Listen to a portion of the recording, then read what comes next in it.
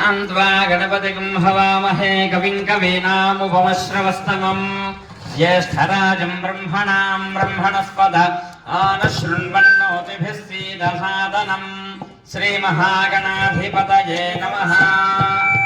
ఇది గణపతి మూల మంత్రం, వేద మంత్రం అన్నమాట. అలాగే ఇప్పుడు ఈరోజు సహస్రమోదక హవనం అంటే 1000 మోదకాలతో మనకి అథర్వణ వేదంలో గణపతి స్వామి వారి గురించి విశేషంగా చెప్పబడింది. ఇందాక మనం అభిషేకం చేసాం స్వామివారికి, గణపతి పూజ చేసినప్పుడు అథర్వ శీర్షంతో అభిషేకం చేసాము. అది అథర్వణ వేదంలోంచి వచ్చిందనమాట.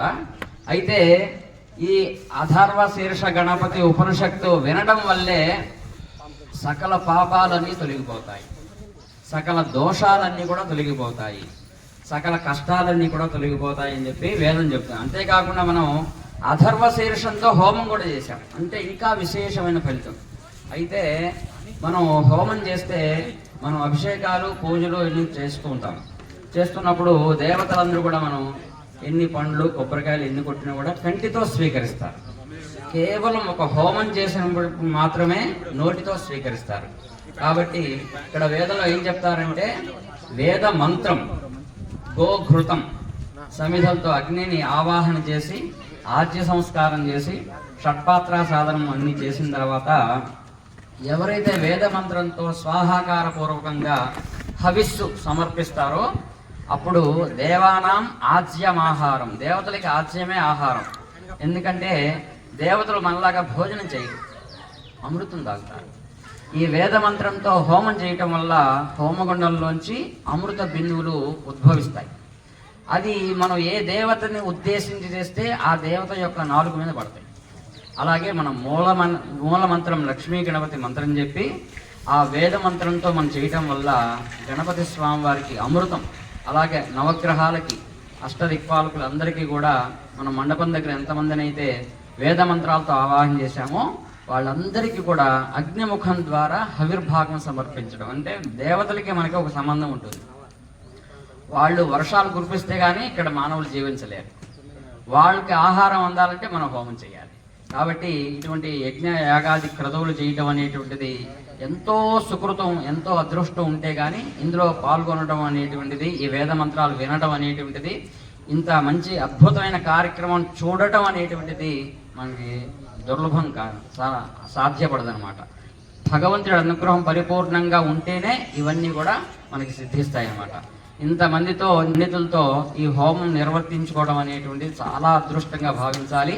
అలాగే మనకి అథర్వణ వేదంలో గణపతి ఉపనిషత్తు గురించి ఇప్పుడు మనం చెప్పుకున్నాం కదా, ఫలశ్రుతి గురించి ఒకసారి మీకు చెప్తాను. ఏతదథర్వ శిరోయోధీతే అన్నారు.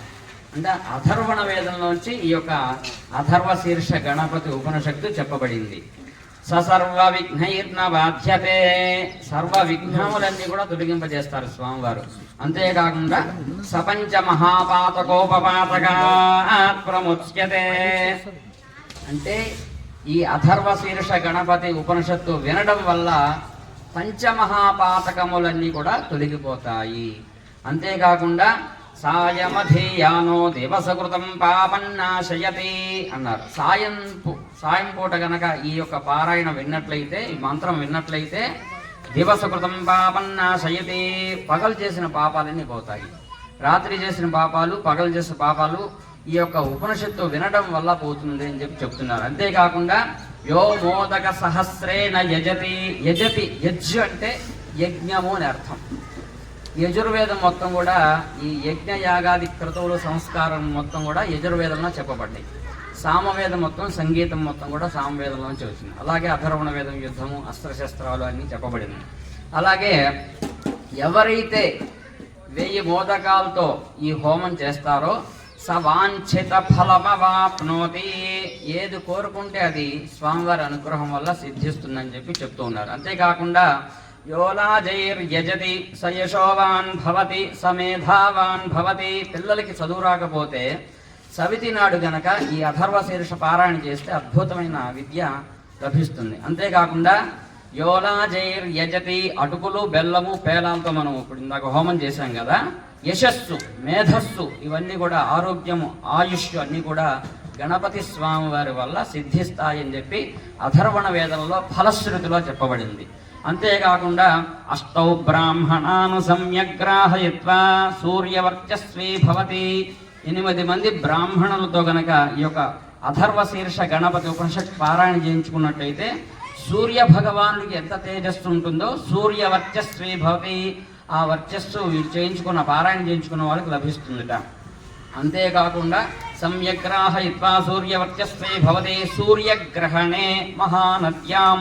సూర్యగ్రహణం రోజు కానీ ఎప్పుడైనా పర్వదినాల్లో ఈ గణపతి ఉపనిషత్తు నది ఒడ్డును కనుక పారాయణ చేయించుకున్నట్లయితే ససిద్ధమంత్రో భవతి అన్నారు. సిద్ధమంత్రం అంటే ఆ మంత్రం మనస్సులో ఉచ్చరించుకుని ఏదనుకుంటే అది అయిపోతుంది, దాన్ని సిద్ధమంత్రం.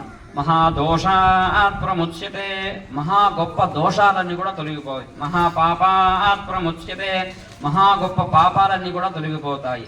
మహా విఘ్నాత్ ప్రముచ్యతే, విఘ్నములన్నీ కూడా తొలగిపోతాయి. అంతేకాకుండా మహాప్రత్యవాయాత్ ప్రముచ్యతే అని చెప్పబడింది. ప్రత్యం అంటే కష్టాలన్నీ కూడా తొలగిపోతాయి అని చెప్పి అథర్వ గణపతి ఉపనిషత్తు ఫలశ్రుతిలో చెప్పబడింది. అంతేకాకుండా స్వామివారికి ఇంకా విశేషంగా ఏం చెప్పారంటే విఘ్నధ్వాంత నివారణైకతరణి విఘ్నాటవీ హవ్యవాట్ అన్నారు. అంటే విఘ్నములు అనబడేటువంటి సముద్రాన్ని సైతం అవలీలగా దాటింపజేయగలిగే శక్తి గలవాడు మన గణపతి స్వామివారు. విఘ్నాటవి హవ్యవాటు. తర్వాత ఏం చెప్పారు? విఘ్నాటవి, విఘ్నములు అనేటువంటి ఘోరమైన అరణ్యానికి అగ్నిహోత్రుడిని వాడట గణపతి.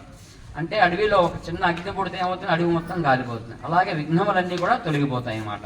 అంతేకాకుండా విఘ్న వ్యాళ కుల ప్రమత్త గరుడో అన్నారు. అంటే విఘ్నములు అనేటువంటి ఘోరమైన సర్పాలకి గరుత్మంతుడు వాడు మన గణపతి స్వామి. విఘ్నేభ పంచానన అంటే విఘ్నములు అనేటువంటి బలం కలిగిన ఏనుగులకి పంచానన అంటే సింహం లాంటి వాడు అన్నాడు. విఘ్నోత్తుంగ గిరి ప్రభేదన కరి, విఘ్నములు అనేటువంటి ఘోరమైన కొండల్ని పిండి చేసేటువంటి ఏనుగు శక్తి కలిగిన వాడు కరి అన్నారు.